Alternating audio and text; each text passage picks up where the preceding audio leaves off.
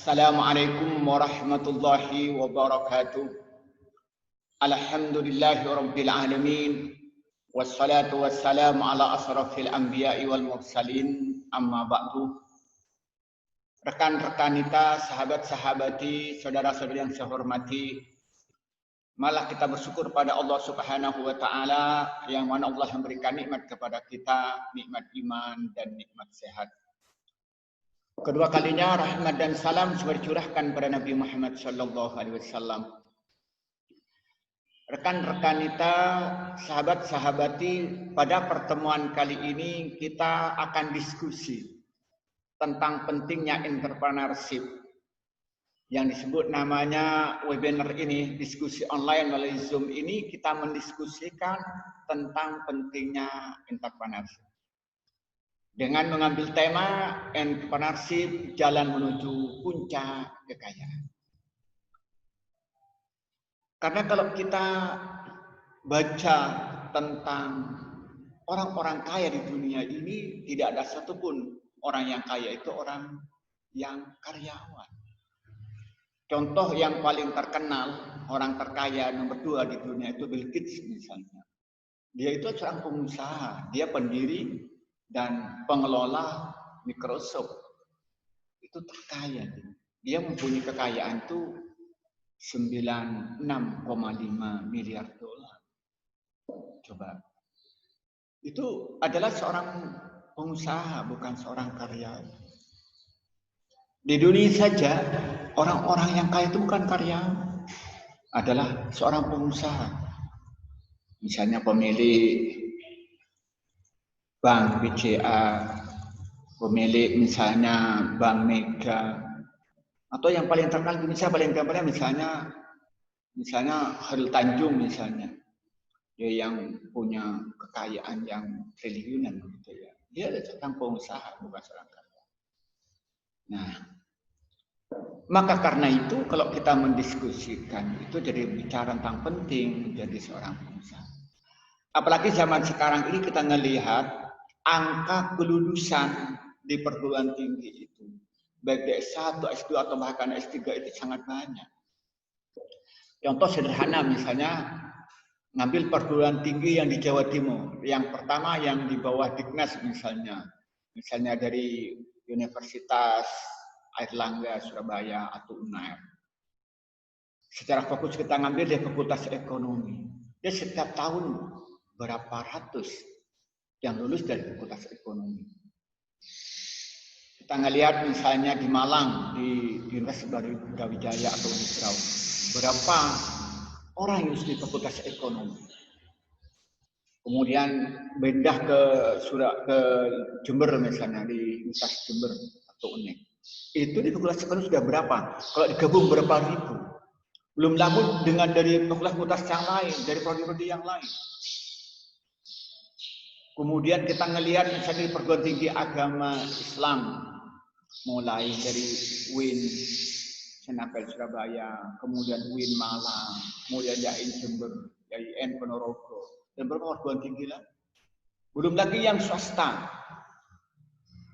Nah, maka kalau kita bicara ini berarti kebutuhan lapangan kerja sangat besar. Sementara lapangan kerja itu sangat terbatas. Maka kita melihat bagaimana usaha setiap individu itu untuk dapat bekerja, baik itu dia berusaha menjadi PNS atau menjadi karyawan swasta. Maka kita menjadi penting kita mendiskusikan tentang entrepreneurship ini. Maka perlu diskusi panjang lebar tentang entrepreneurship.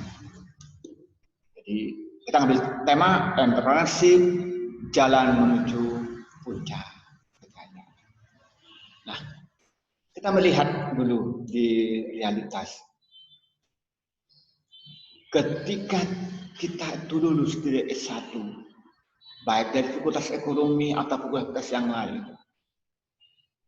atau kita kuliah di perguruan tinggi swasta,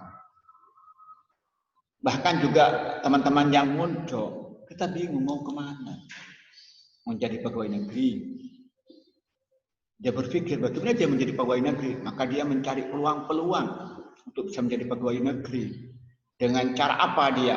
Dia selalu googling, mencari informasi terkini, apakah pemerintah membuka pegawai negeri baru, baik itu sipil maupun yang lain, dia akan cari.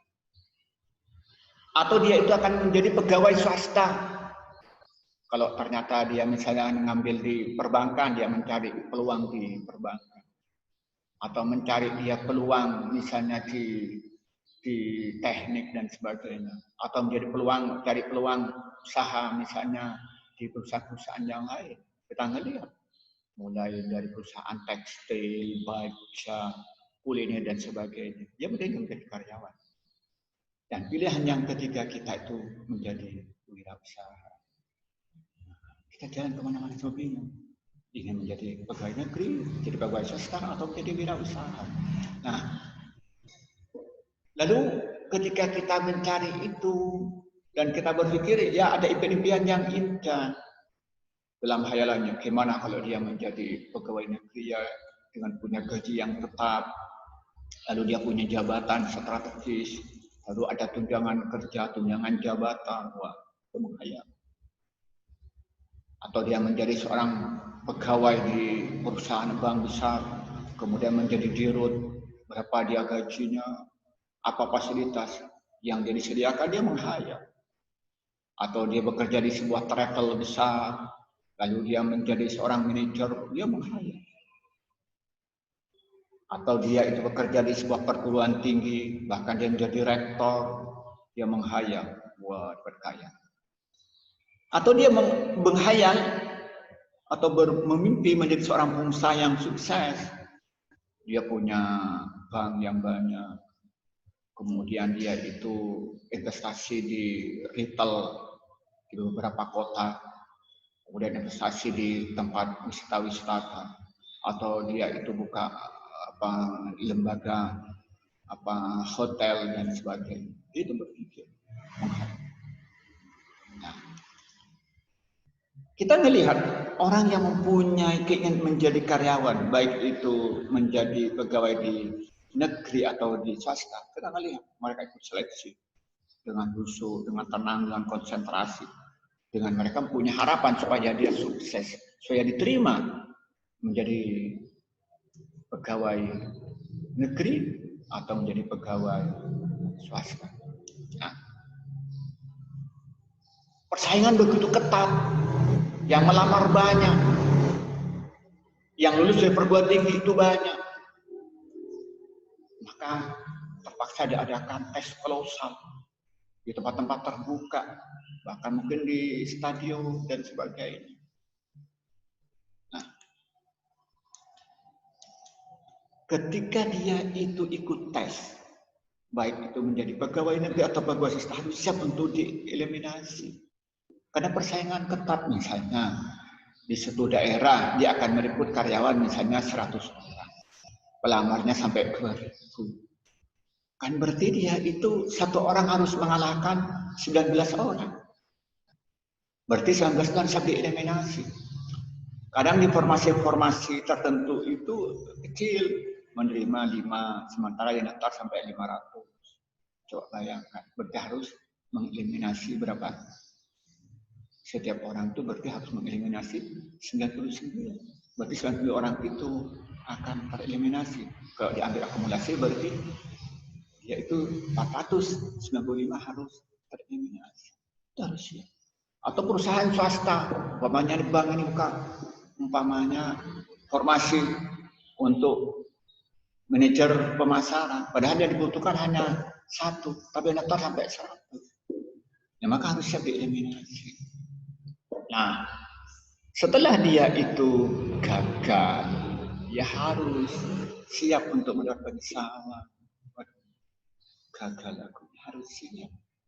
Itu harus siap untuk menerima kenyataan itu, untuk dirinya menyesal.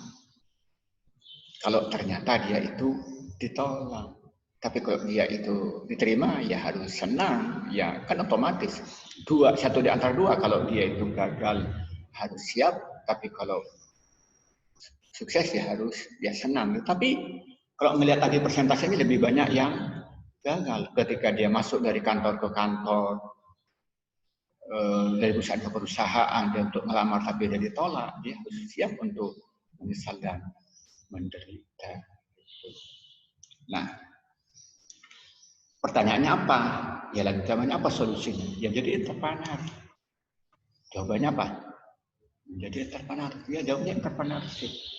Kalau sudah kita melihat ternyata menjadi pegawai itu sulit dengan persaingan yang begitu ketat, baik pegawai negeri atau pegawai sosial, maka jawabannya apa? Ya entrepreneurship. Lalu orang bertanya, apa sih entrepreneurship itu? Apa sih entrepreneurship? Itu yang menjadi pertanyaan berikut. Apa entrepreneurship? Kalau entrepreneurship merupakan jawaban dari problem-problem yang kita hadapi, maka pertanyaan berikutnya apa entrepreneurship? Maka entrepreneurship itu adalah merupakan proses menciptakan sesuatu yang berbeda dengan menggalikan seluruh waktu dan tenaganya, disertai dengan menanggung risiko keuangan, kejiwaan, sosial, menerima balas jasa dalam bentuk uang dan kepuasan pribadi. Jadi entrepreneurship itu adalah proses menciptakan sesuatu yang berbeda. Kalau dia itu mempunyai kemampuan bidang manajemen, bagaimana dia bisa menjual manajemen yang dia kemampuan itu untuk ditawarkan. Sehingga orang itu mau memanfaatkan ilmu manajemen yang dia miliki. Contoh sederhana. Dia itu mempunyai kemampuan misalnya berbahasa Inggris. Bagaimana dia bahasa Inggris itu bisa dijual? Maka buka lembaga khusus bahasa Inggris. Nah, khusus bahasa Inggris bagaimana? Dia melihat perilaku konsumen. Apa yang dibutuhkan oleh pasar? Oh, ternyata banyak orang ini yang ingin kerja ke luar negeri yang harus punya kemampuan bahasa Inggris lisan. Dialog. Lalu apa? Dia buatlah kursus tentang bahasa Inggris yang fokus kepada dialog. Mulai dari modulnya, metode pengajarnya. Dan bagaimana cara belajarnya yang menyenangkan. Target waktu kapan? 3 bulan sudah pintar berbahasa Inggris. Itu berbeda dengan lembaga khusus yang lain yang sifatnya level 1, level 2, level 3. Sehingga kadang-kadang yang dibutuhkan orang tidak mudah. Oh, ternyata ini menjelang penerimaan mahasiswa baru di perguruan tinggi. Ternyata ada tes bahasa Inggris. Nah, bagaimana caranya? Lalu dia membuat khusus untuk ikut UMPTN misalnya. Atau ikut ujian masuk perguruan tinggi. Dia itu mencari, mulai dipelajari soal-soal di masuk perguruan tinggi. Kemudian setelah dipelajari dalam bentuk apa yang banyak muncul pertanyaan-pertanyaan. Kemudian grammarnya kayak apa dan sebagainya. Sehingga akhirnya melahirlah sebuah modul dan metode khusus untuk ikut tes di perguruan tinggi. Oh, ternyata ini banyak orang memerlukan TOEFL untuk mendapatkan beasiswa ke luar negeri. Nah, dipelajari. Biasanya materi-materi ujiannya kayak apa? Metode pertanyaannya kayak apa? Lalu dimudahkan khusus untuk bahasa Inggris bagi orang-orang yang ikut tes beasiswa ke luar negeri. Begitulah, jadi melihatnya berbeda. Nah, kalau dia itu misalnya bergerak di bidang retail, mau buka minimarket, gimana minimarket itu? Lalu dia mencari tempat yang strategis, yang dijangkau oleh orang dekat dari terminal, dekat dari kendaraan umum, dekat dari tempat permainan, atau dekat dari perumahan penduduk. Lalu menjual barang-barang yang banyak dibutuhkan oleh masyarakat. Kemudian ada tempat untuk bermain, untuk bersantai, untuk tempat selfie. Sehingga orang mau datang. Untuk permainan untuk anak-anak, sehingga bisa ngajak orang tuanya untuk datang. Lalu ditata dengan penataan yang rapi. Karyawannya ramah, harganya bersaing. Itu berbeda. Sehingga apa? Terjadi laku besar. Atau misalnya santri dia itu pintar baca kitab. Bagaimana dia itu bisa mengembangkan entrepreneurship dari baca kitab itu?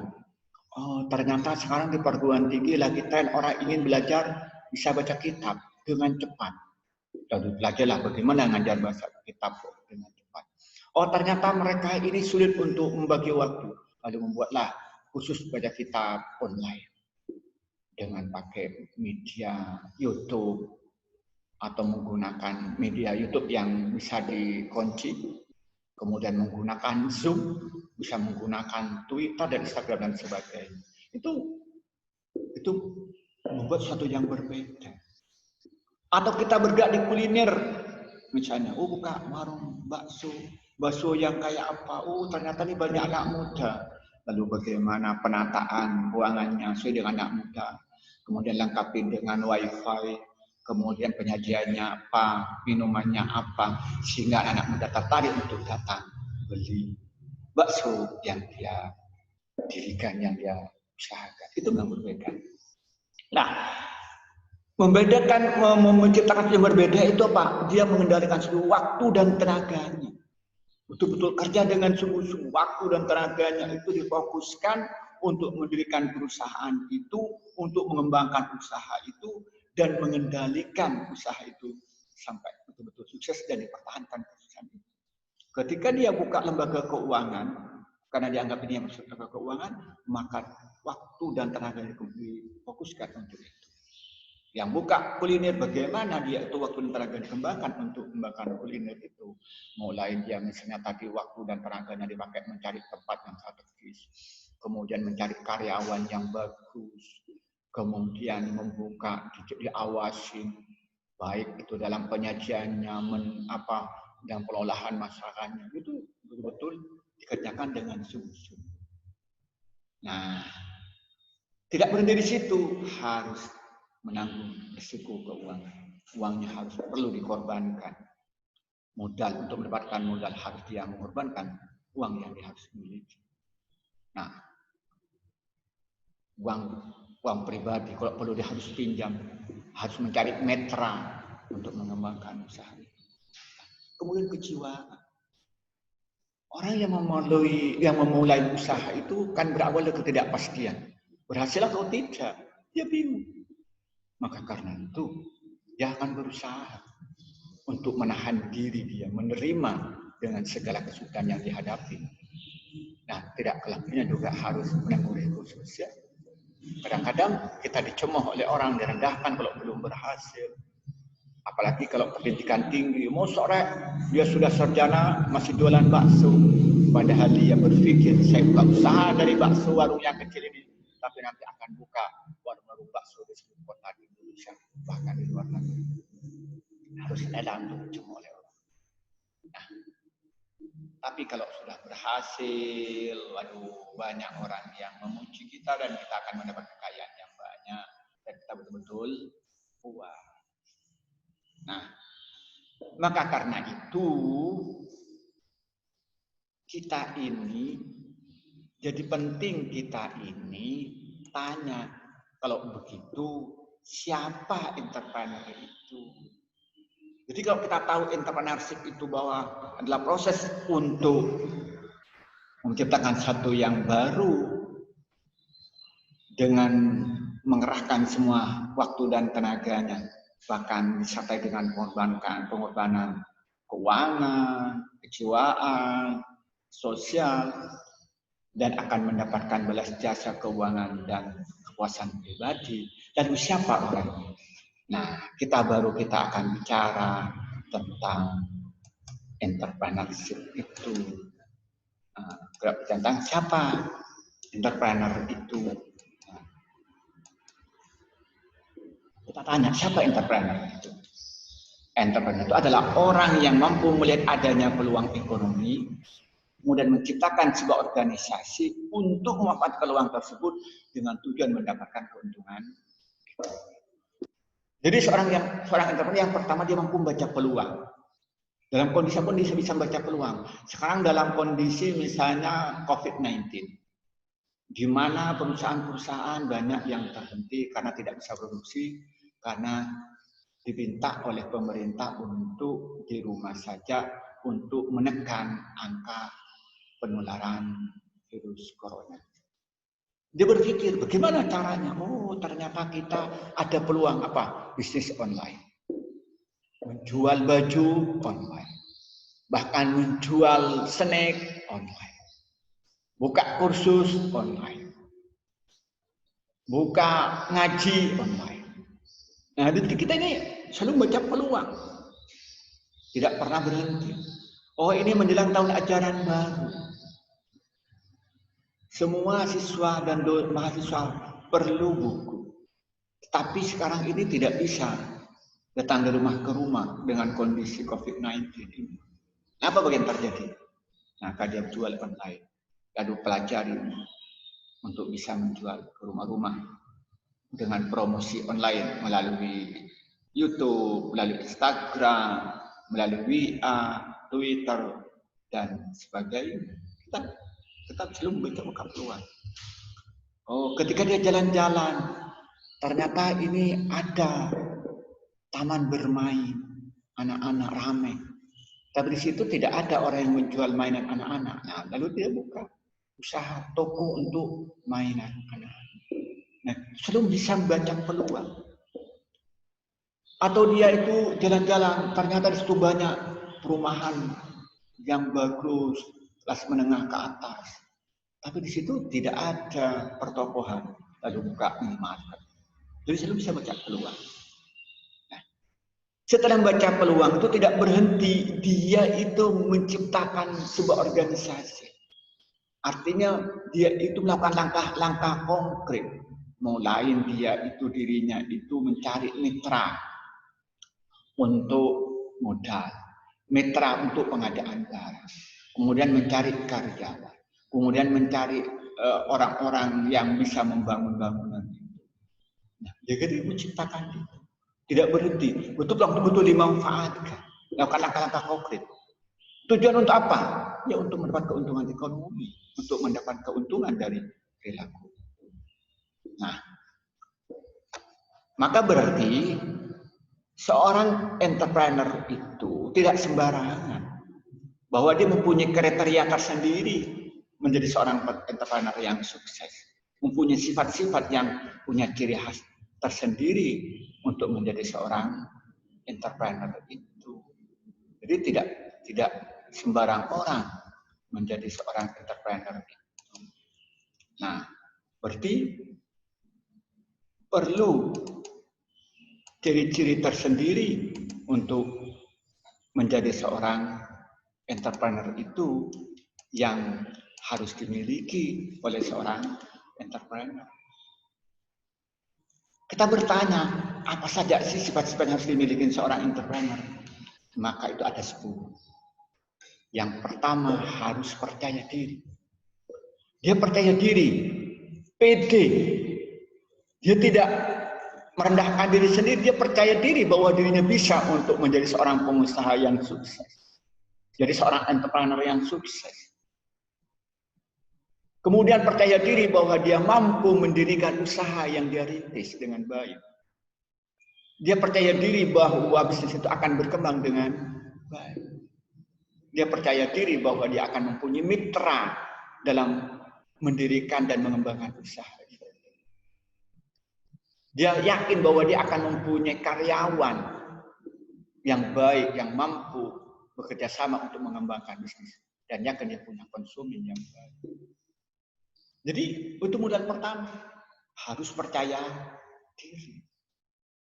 Nah, setelah percaya diri tidak berhenti, berani menanggung risiko. Ya, namanya usaha ini bisa beruntung, bisa rugi, bisa sukses, bisa gagal. Itu risiko. Risiko yang kedua, kita ini harus bekerja keras. Yang berbeda dengan dari seorang karyawan, dia bekerja berlipat ganda dan dia seakan-akan tidak terikat dengan waktu, baik itu kerja secara fisik atau pikiran. Atau harus berani menanggung risiko, dia itu harus mencari mitra kemana-mana untuk merealisasikan impian itu. Itu harus berani mengambil risiko. Bahkan tidak kalah pentingnya harus berani mengambil risiko. Direndahkan oleh orang lain, dibully oleh orang lain. Harus gitu. Setelah berani, yang ketiga apa? Harus kreatif. Harus mencari ide-ide baru. Harus mempunyai inovasi.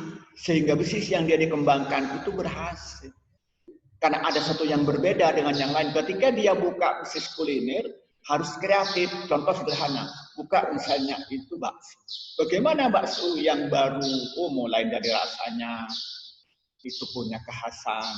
Penyajiannya punya kekhasan, kemudian ditambah dengan minumnya punya kekhasan. Misalnya di situ, oh ini ternyata ini anak muda segmentasi pasarnya. Oh berarti usahanya itu misalnya cara dekorasinya sesuai dengan anak muda, tempat duduknya berhadapan, kemudian catnya yang menarik serta dengan wifi. Kemudian di situ pilihannya ada yang pedas, ada yang biasa, ada yang dingin, minumannya ada yang biasa. Kemudian pedesnya ada level-level 1, 2, 3, 4, dan seterusnya. Itu ada kreatif. Kalau dia itu bergerak di bidang kursus, bagaimana dia punya usia model-model baru, kursus seni baca Al-Quran. Nah, gimana caranya? Ini untuk anak usia TK, usia MI, usia SD, untuk ibu-ibu, untuk imam masjid. Nah, itu punya kreatif sehingga laku dijual, menarik terhadap konsumen. Nah, setelah kemudian apa berikutnya? Dia berorientasi pada proses dan hasil.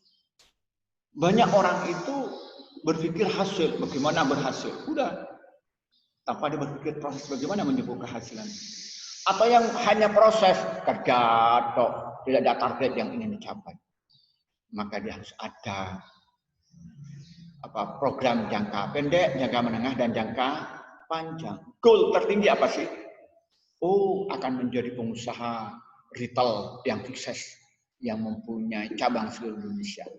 Prosesnya apa? Buka toko di tempat yang kecil, lalu dikembangkan, kemudian berhasil menjadi minimarket. Setelah itu baru berubah menjadi supermarket. Saya itu baru buka cabang di kota terdekat terus sampai itu. Jadi dia ada goal besar, tapi dia ada proses.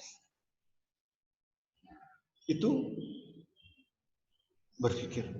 Nah, setelah dia itu punya orientasi proses hasil, yang kelima apa? Memimpin dengan baik. Terutama memimpin dirinya sendiri. Kadang-kadang orang itu bisa memimpin, orang tidak bisa memimpin diri sendiri. Contoh dia itu ketika punya uang dia berfoya-foya, punya uang dipakai untuk kepentingan pribadi, tidak dipakai untuk mengembangkan bisnisnya. Ketika mendapat kepercayaan dari orang, kadang-kadang tidak dijaga kepercayaan itu. Ketika mendapat pinjaman dari bank, tidak dipakai untuk mengembangkan bisnisnya. Ketika harusnya dia itu ngurusin usahanya, lebih banyak berlibur. Atau dia tidak mampu diri sendiri, mudah emosi, mudah marah-marah. Itu dan yang kedua memimpin orang lain. Terutama memimpin karyawan yang dia pimpin. Bagaimana supaya dia bekerja dengan baik, dengan senang, dengan profesional, dengan cekatan, dan loyalitas yang tinggi kepada perusahaan. Bagaimana memimpin yang baik terhadap pemasok barang, sehingga dia itu merasa senang. Bagaimana memimpin kepada konsumen sehingga konsumen itu menjadi loyal. Itu yang kelima. Yang keenam apa? Membangun jaringan yang luas. Baik itu bangun jaringan dengan pemasok barang, bangun jaringan dengan pemilik modal, bangun jaringan dengan pemerintah, bangun jaringan dengan sesama usaha yang sama, atau juga bangun jaringan dengan nasabah atau dengan konsumen. Kalau dia bergerak di bidang keuangan, bagaimana dia bisa punya jaringan dengan nasabah sehingga banyak orang yang menyimpan dan juga memanfaatkan. Itu membangun jaringan yang luas. Karena usaha apa saja tanpa diperkuat dengan jaringan yang luas tidak akan berkembang dengan baik. Karena jaringan yang itu adalah pemasok utama untuk pengembangan usaha itu. Baik itu dalam sisi pemasok barang atau dana atau konsumen dan sebagainya. Setelah itu yang kedua apa?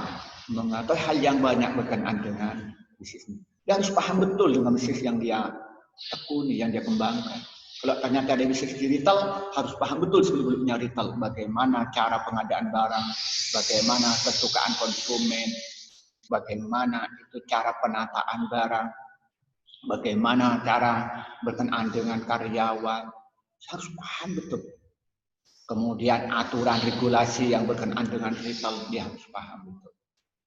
Kemudian cara ilmu keuangan, apa administrasi keuangannya, dia harus paham dengan betul dengan bisnis yang dia tekuni.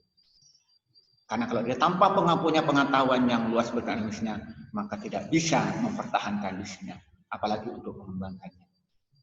Nah, setelah itu apa yang ke-8? Menjaga kepercayaan konsumen dengan baik. Nah, kalau dia itu buka di lembaga keuangan, bagaimana dia buka bank misalnya, bagaimana bisa menjaga kepercayaan para nasabah yang menjadi investor atau orang-orang yang deposito dengan menjaga kebaikan perusahaan itu supaya lebih berkembang sehingga orang-orang mau beli sahamnya atau menabung. Dan waktu yang sama juga menjaga nasabah orang-orang yang pinjam dengan proses yang meyakinkan dan menyenangkan dan bisa memberikan kepercayaan. Kalau dia bisnis misalnya di bidang retail, bagaimana orang-orang itu percaya dengan toko atau supermarket yang dia bina, barangnya tidak kadaluarsa, kemudian harganya itu terjangkau dan kompetitif, karyawannya profesional dan ramah, cekatan. Itu sehingga memberikan kepercayaan. Konsumen dijaga, terus diawasi, ada evaluasi harian, evaluasi mingguan, bulanan, 6 bulanan, tahunan, sehingga selalu terkendali mutu dari usaha yang dia kembangkan. Nah, kemudian yang ke-9 apa? Bersikap efisien dalam segala tindakan. Dalam mengembangkan usaha harus efisien, harus ada perencanaan yang matang, kemudian ada target yang ingin dicapai, sehingga semuanya itu terencana dan terkendali, sehingga efisien dalam segala tindakan. Yang 10 tidak kalah pentingnya, selalu memperluas pengetahuan yang berkenaan dengan bisnisnya. Selalu belajar dan belajar. Belajar bisnis apa saja. Di bidang perbankan, harus terus belajar tentang perbankan. Mulai dari tentang administrasinya, akuntansinya, tentang undang-undangnya, kemudian bagaimana cara belajar tentang perilaku konsumen dan sebagainya, terus dipelajari. Kalau dia bergerak di bidang kuliner, mempelajari tentang kuliner, mulai bagaimana cara masakan-masakan yang enak dan cocok dengan selera konsumen, kemudian bagaimana dia itu cara pemasarannya, bagaimana cara membuat layout tempat, bagaimana cara memanage karyawan supaya dia itu cerdas dan loyal, terus dipelajari terus.